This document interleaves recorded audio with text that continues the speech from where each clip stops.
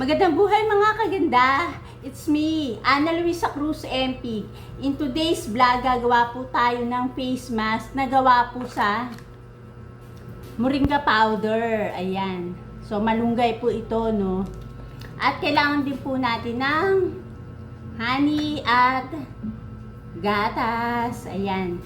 Pero bago po tayo mag-prepare ng ating face mask, kinakailangan po magugas po muna tayo ng ating mukha.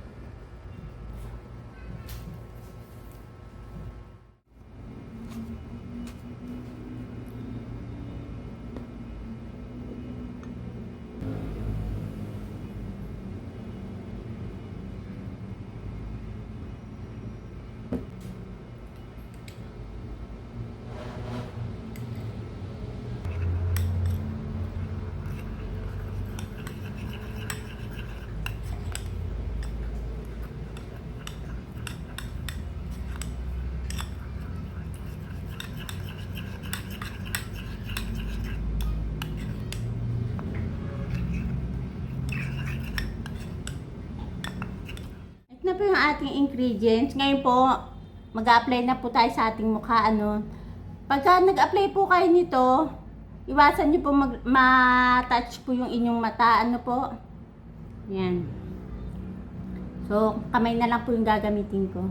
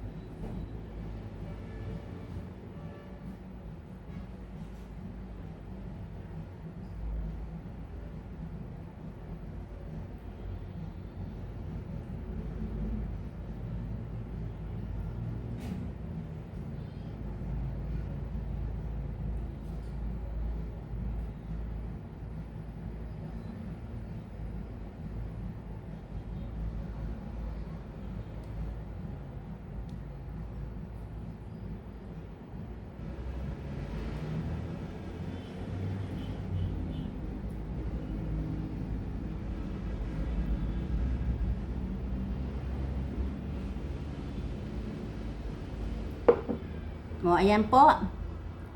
Patatagalin lang po natin to sa ating mukha ng mga 10 to 15 minutes. Magbabalik po ang inyong kaganda.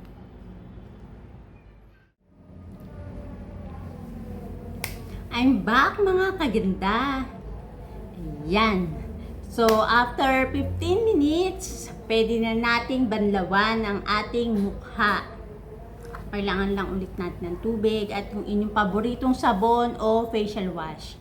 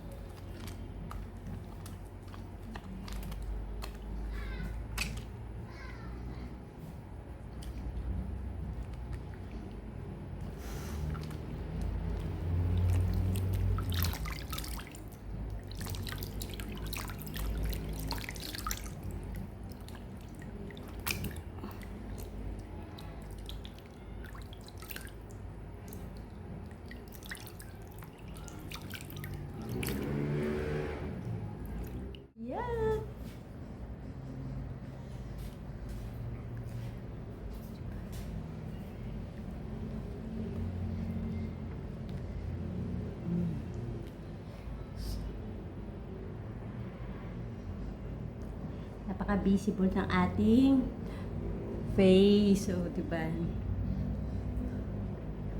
So, ano po ba ang benefits ng ating malunggay o moringa powder sa ating mukha?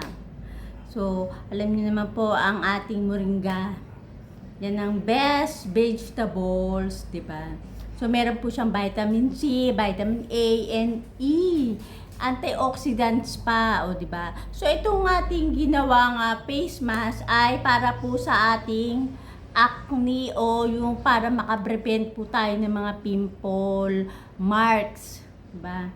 Madali po siyang makatuyo ng mga pimples. So, mapiprevent po yung marka po ng mga pimples.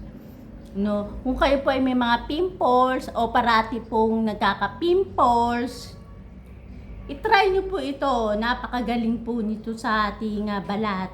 Hindi lang po para sa mga may mga pimples So, ito po, pwede nyo pong gawin sa inyong mukha ng 2 beses hanggang 3 beses.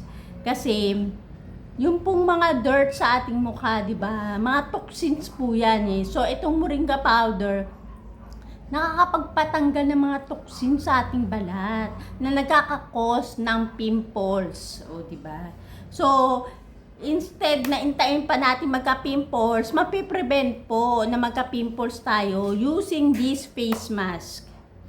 Oh, ano pang iniintay nyo? Gumamit na po kayo nito, di ba? Kung wala po kayong moringa powder o namamahalan po kayo, pwede naman po yung mismong malunggay leaves. Diyan lang po sa mga hardin po ninyo, bakuran po ninyo o sa kapitbahay nyo, pwede po kayong kumuha o manghingi ng malunggay. Tapos po, diktikin nyo lang po yan. Yung katas po ng malunggay, yun po ang gamitin nyo. Tapos lagyan nyo po ng honey. Kung wala naman pong honey, pwede naman po asukal na lang. O, di ba? Yung asukal po, tapos lagyan niyo po ng gatas. O, di ba? Perfect na. So, ayan po. Kung nagustuhan niyo po ang video na ito, huwag niyo pong kakalimutang i-like. At sa mga hindi pa po nakasubscribe sa akin, para updated po kayo, i-subscribe nyo rin, yan na rin po ako, no? Ana Luisa Cruz MP. At, i-click nyo na po ang notification bell. Maraming salamat po. Bye!